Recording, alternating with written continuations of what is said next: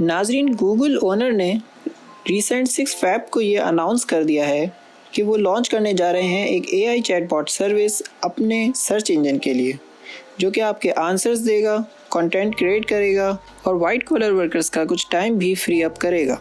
लेकिन recently release होने वाले चैट GPT की जो ऊंचाई है उस तक पहुंचने के लिए गूगल के लिए ये एक बड़ा चैलेंज हो गया है।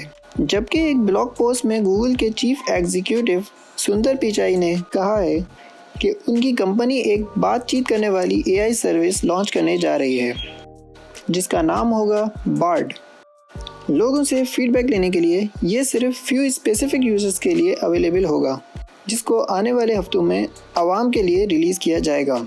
गूगल अपने सर्च इंजन में ही आर्टिफिशियल इंटेलिजेंस के फीचर्स इंक्लूड करने का इरादा रखता है। एक ऐसा सर्च इंजन जिसमें कॉम्प्लेक्स क्यूरीज को सॉल्व करने का मटेरियल होगा।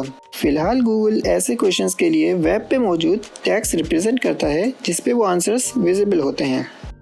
गूगल ने अपने सर्च अपडेट के लिए कोई टाइम डिस्क्लोज नहीं किया। इससे लगता है कि कंपनी अपनी सर्विसेज को बेहतर कर रही है, जबकि माइक्रोसॉफ्ट बिंग के लिए ऐसा ही कर रहा है जिसमें ओपन AI के फीचर्स इंक्लूड किए जा रहे हैं।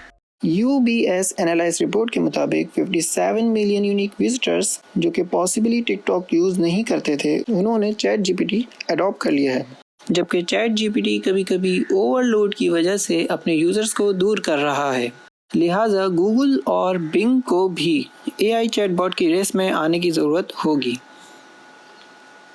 वीडियो पसंद आए तो वीडियो को लाइक ज़रूर कीजिएगा और चैनल को सब्सक्राइब नहीं किया है तो चैनल को सब्सक्राइब कर लीजिएगा। नेक्स्ट वीडियो में फिर हाजिर होते हैं, तब तक के लिए अल्लाह हाफिज़।